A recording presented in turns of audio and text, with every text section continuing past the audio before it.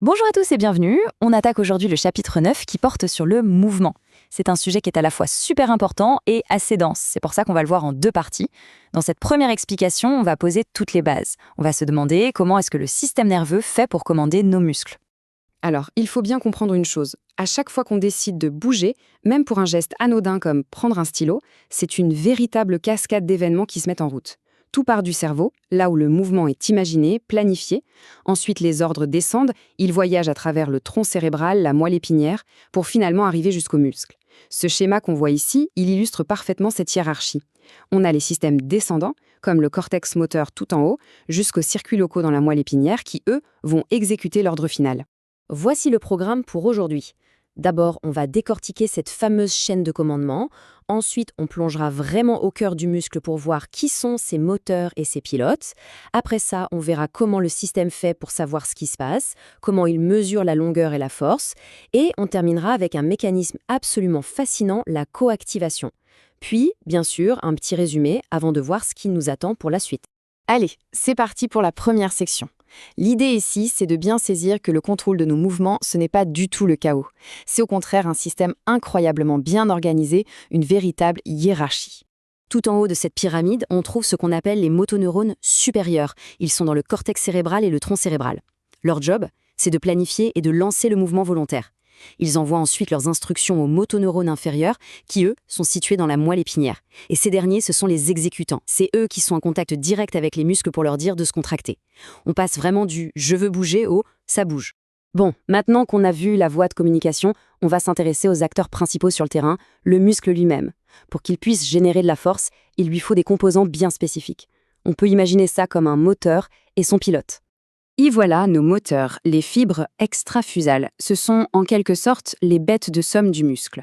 Quand on parle de contraction, de force, de soulever une charge, eh bien, ce sont elles qui font tout le boulot.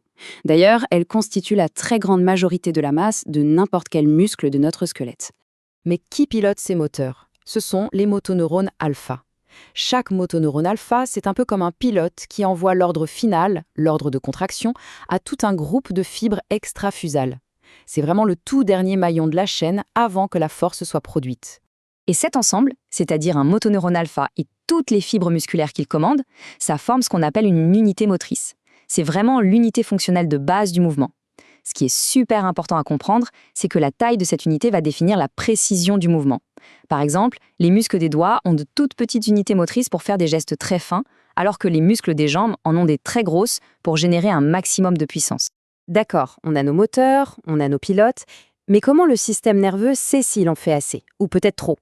Pour ça, il a besoin d'un retour d'information, d'un feedback. Et c'est là que les capteurs intégrés du muscle entrent en jeu. C'est la question fondamentale.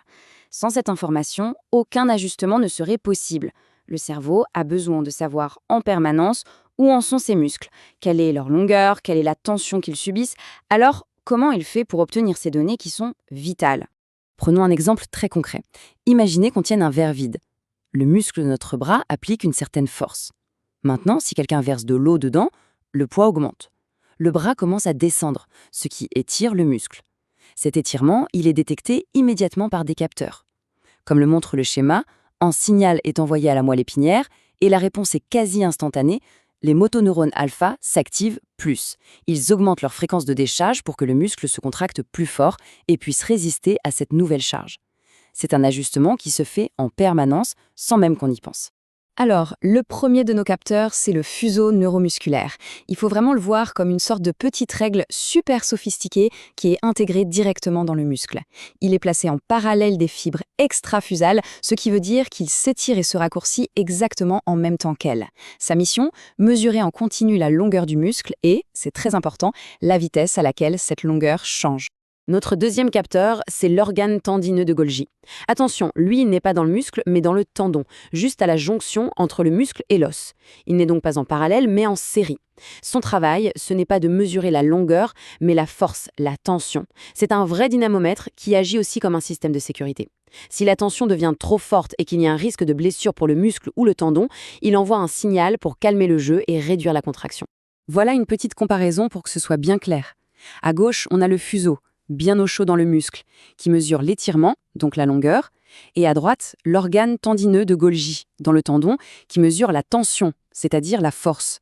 On a donc deux capteurs, deux localisations différentes et deux fonctions bien distinctes, mais qui sont parfaitement complémentaires pour avoir un contrôle moteur à la fois précis et sûr. On arrive maintenant à un concept qui est peut-être le plus subtil, mais aussi, je trouve, le plus élégant de cette présentation. Comment le système fait-il pour que son capteur de longueur, le fameux fuseau neuromusculaire, reste efficace même quand le muscle est en train de bouger et de changer de taille? Voilà le problème technique. Imaginez le fuseau comme un petit élastique tendu à l'intérieur du muscle. Si le muscle se contracte, il se raccourcit. Et qu'est-ce qui arrive à notre élastique? Eh bien, il devient tout mou. Il se détend. Et dans cet état, il ne peut plus du tout mesurer un étirement. Il devient, comme on dit, silencieux. Il devient aveugle. Le cerveau perdrait alors toute information sur la longueur de son muscle en pleine action, ce qui serait une catastrophe. Et ce graphe est génial parce qu'il nous montre exactement ça. Regardez bien le panneau B. Ici, on stimule uniquement les motoneurones alpha, ceux qui contractent le muscle. La ligne rouge nous montre la tension qui est générée. Mais regardez juste en dessous l'enregistrement du neurone sensoriel du fuseau. Les potentiels d'action s'arrêtent net. Le capteur est devenu muet. Silence radio.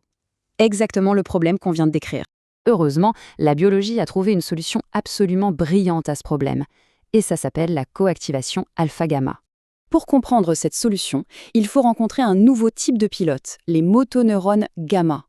Eux, ils ne commandent pas les grosses fibres qui produisent la force. Non, leur cible est beaucoup plus fine. Ce sont les toutes petites fibres musculaires qui sont situées à l'intérieur même du fuseau neuromusculaire. Leur unique rôle, c'est d'ajuster la tension de ce capteur. Et voilà le coup de génie. Regardez le panneau C. Cette fois, le cerveau envoie deux ordres en même temps. Un ordre via les motoneurones alpha pour contracter le muscle principal et un autre ordre simultané via les motoneurones gamma pour contracter les petites fibres à l'intérieur du fuseau. Le résultat? Pendant que le gros muscle se raccourcit, le fuseau, lui, se raccourcit aussi.